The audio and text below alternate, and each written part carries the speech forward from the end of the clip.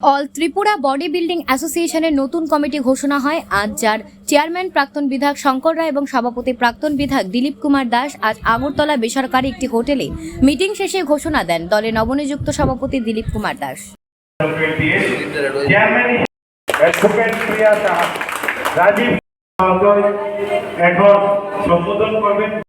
সম্বোধন করেন মিডিয়া বন্ধুদের এটার সঙ্গে জড়িত এবং নতুন কমিটি যে নতুন চেয়ারম্যান হিসাবে আছেন মল্লিক, অ্যাডভোকেট প্রিয়া সাহা, রাজীব সাহা এখন সম্বোধন করবেন মিডিয়া বন্ধুদেরকে। ওনারা ভীষণ ব্যস্ত চলে যাবেন। Association affiliated to Indian Bodybuilding Federation, Tripura State Sports Council, Tripura Olympic Association। তো এইটার একটা নতুন কমিটি তৈরি হয়েছে। সেখানে চেয়ারম্যান হিসেবে আছেন মিস্টার শঙ্কর রায়, এটা হচ্ছে আমাদের যে সাবরুমের প্রাক্তন এমএলএ। প্রেসিডেন্ট হিসাবে আছি আমি।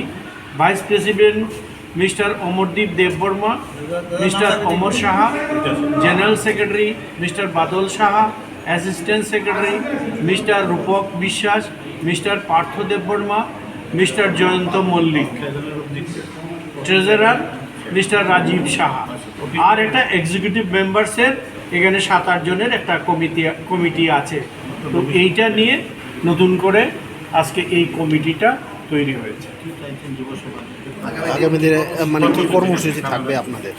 এটা স্বাভাবিকভাবে এখন ইদানিংকালে খেলো ইন্ডিয়া বা স্পোর্টসের উপরে আমাদের মাননীয় প্রধানমন্ত্রী যে দৃষ্টিটা দিয়েছেন, এবং আমরা বিগত কিছুদিন আমরা দেখতে পাচ্ছি যে ন্যাশনাল ইন্টারন্যাশনাল প্রতিটি ক্ষেত্রে শুধু ক্রিকেট বা ফুটবল বা অন্যান্য খেলায় আমরা দেখতে পাচ্ছি যে আমাদের ভারতবর্ষের বিশাল সংখ্যক এটা এই মেডাল যে টেলি সেটা আমরা পাচ্ছি।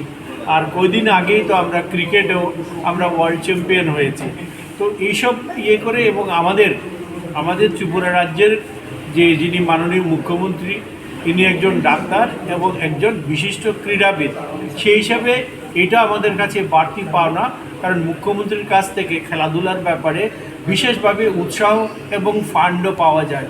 তো এখন যে কমিটি আছে এবং তারা এই বডি বিল্ডিংয়ের সাথে যারা জড়িত, অলিম্পিক অ্যাসোসিয়েশনের লোক আছে, স্পোর্টস কাউন্সিল আছে, এবং তারা যাতে আমাদের ত্রিপুরার বিভিন্ন প্রান্তে বিভিন্ন গ্রামেগঞ্জে যে সমস্ত প্রতিভা লুকিয়ে আছে তাদেরকে টেনে নিয়ে আসা, তাদেরকে উৎসাহিত করা, এবং ইদানিংকালে আমাদের কতগুলো সামাজিক ব্যাধিরূপে এইডস, নেশা, ড্রাগস এগুলো যেটা আছে, ছেলেমেয়েরা যদি খেলাধুলার দিকে আকর্ষিত হয় তাহলে এই যে বাজে নেশা থেকে দূর হবে।